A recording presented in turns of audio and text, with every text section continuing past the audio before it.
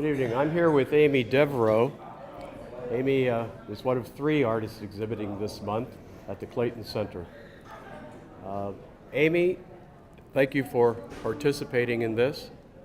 Thank you for having me. Your work is photography, and it's very interesting. Why don't you tell us a little something about yourself, how you ended up in Clayton and how you got involved in photography and so forth. I'm originally from Raleigh, and I've lived in lots of different places, and the last place was Santa Barbara before I moved here, and I was wanting to buy a house, and Clayton was affordable, and I love it. I live in the Cleveland area. I live in a very quiet neighborhood. It's off of a cul-de-sac, so I love it, and I have almost an acre, so I'm really grateful that I could, and I have a beautiful garden that I've created. I'm very familiar with Santa Barbara. I lived in Ventura. In fact, I went to college in Ventura, and I can tell you that's not affordable living. No, it's not, and and I have a master's in library science, and I couldn't get a school library job because I didn't student teach in a university program, so I just said, I'm going home to North Carolina. Well, so. Your photography is from India. Correct.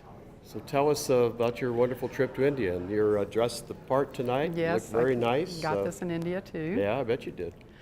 So, well, I discovered through the AARP magazine, Gate 1 Travel, and they include airfare, and I was able to go to India, and this time from Raleigh-Durham. Usually it's from New York or LA or Costa Rica, Miami, for $1,700, and that included airfare. And that included your tour guide, the hotels, most meals, even the little optional trips. And I do love to travel. I like to go to countries that have a different culture. So, I've already done Europe when I was younger, and my mother's from England. She was a World War II bride, so I like to go to different places. So.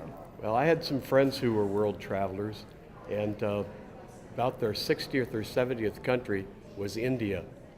And I spoke to them, in fact, I met them in New York when they got off the airplane.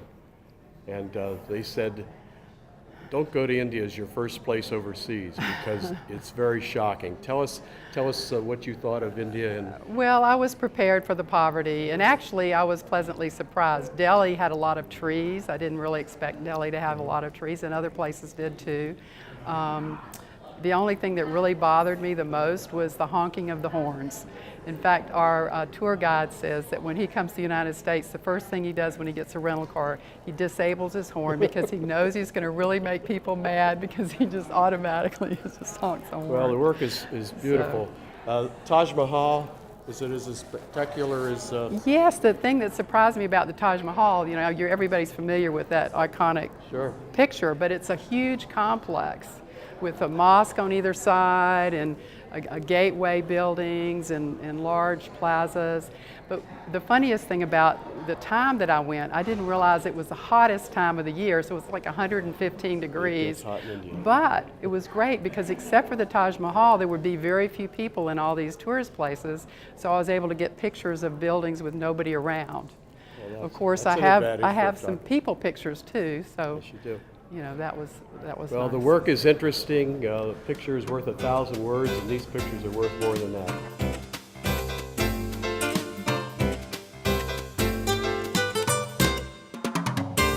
I'm here again with Carolyn Howard. Carolyn was here last month, where she won a Judges Award in our annual CVA art fair. And she's back again tonight as one of the 3 artists this month. Carolyn, some of your art is right here behind us. It's always interesting. Your stuff is fun to look at. Tell us a little bit about what you do and how you do it. Thanks, Larry. I think it's fun to look at because I have fun creating it. I've been an artist for a long time. Attended the Maryland Institute College of Art and Design in Baltimore, where I was reared. And ever since then, I have taught art, worked with children through adults, and created many, many pieces of art. I do commission work, portraits, and that kind of thing. But my love is to create mixed media because of the challenge, first of all, and secondly, because I never know exactly what the end result will be. I just go with it. Go with the flow. And you know, the saying is you have to know the rules before you can break them. Well, I had so many art classes and workshops and so forth and taught for so long that when I do my mixed media, I just find a flow. I feel free to create and tweak it here and there and look at it for a while and then go back into it, because the collage you can do that. Some media you cannot, but with collage you can keep on working with it a little bit until you're happy with it. Well, it's always interesting to look at, and we're always happy to have you here. I would just want to thank you again for participating in the art show last month and for contributing to our monthly art show here at the Clayton Center.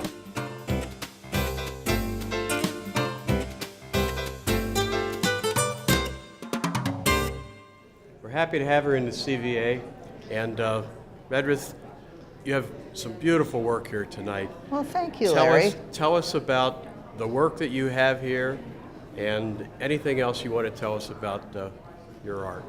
Okay, my paintings are acrylic on canvas. My style is impressionistic, and almost all my painting is done from life rather than from a photo reference or a sketch. I mostly just go out there with my little easel and do it. Whether there are bugs or whatever, I'm out there. Well, you had one over there that was taken in the middle of winter. I hope you didn't stand out there for that one. No, I did not, because I am a wimp. That is Cataract Falls in Indiana, and it was 24 degrees that day. Now, there's another painting of that same waterfall in the fall, and that one I stood out there and I painted it, and I was very happy to do it. But 24 degrees, no. We don't go there. So, plein air? Plein air. Plein air is your thing. Yes, now, you are trained to be an artist, and you've been an artist almost all of your life. Is that correct? Oh yes, forever and ever, since the dinosaurs roamed the earth. I went to art school, and I've been a painter ever since. Where did you go to school?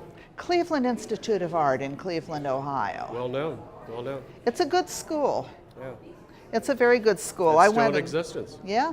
I went in the 60s, and then most art schools were crazy, but that was a normal art school. Life drawing, perspective, the whole bit. There wasn't anything normal in the 60s.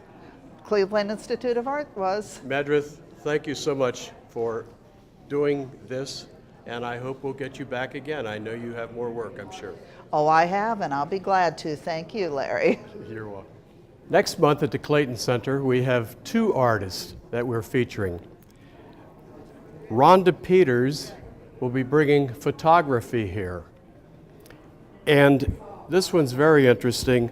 Maureen Wartsky is a fabric artist.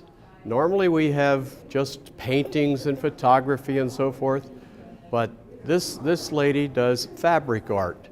And if you don't know what that is, I'm not going to tell you. I'm going to ask you to come to the Clayton Center.